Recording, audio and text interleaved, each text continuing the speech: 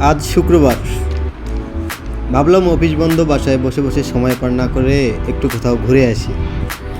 যেই ভাবা সেই কাজ, ভাগনার ভাতিজারে নিয়ে চলে গেলাম দিয়াখালি। জায়গাটা শহর থেকে একটু আলাদা, তাই সবার কাছে ভালো লাগে। এর আরেকটা নাম হলো নামা। পৌঁছানোর পর আমরা ঘোরাঘুরি করলাম। ঘোরাঘুরি করার পরে ভাগনার ভাতিজা দুইটারে নিয়ে এসে দুইটারে শুধু শয়তানি করে। আমার সৌন্দর্য অনেকটা আমাদের গ্রামের মধ্যেই বলা চলে।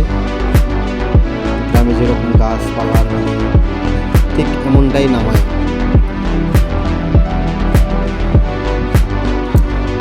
ভাগনা ভাতিজারে দুইটারে রিক্সায় নিয়ে আইছি, আবার পায়ে হেঁটেও নিয়ে আইছি।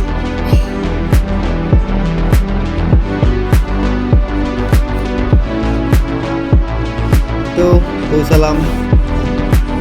পৌঁছানোর পরপরই দেখি হাতে গোনা কিছু মানুষ, এখনো কেউ আসে নাই। তারপর আইসক্রিম খাবে ওরা, তো ওদের সাথে আমিও আইসক্রিম খাই। আইসক্রিমটা ভালো ছিল। এরপর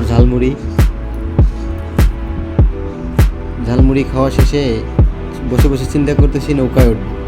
যেই ভাবা সেই কাজ, উঠলাম নৌকায় ওঠার পরে বেশ কিছুক্ষণ নৌকায় ছিলাম। ওরা দুইজন খুব খুশি হলো। তো নৌকায় ঘোরাঘুরির পর ভালোই লাগলো সময়টা।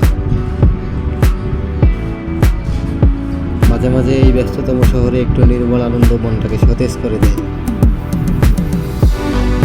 ভালো থাকবেন সবাই।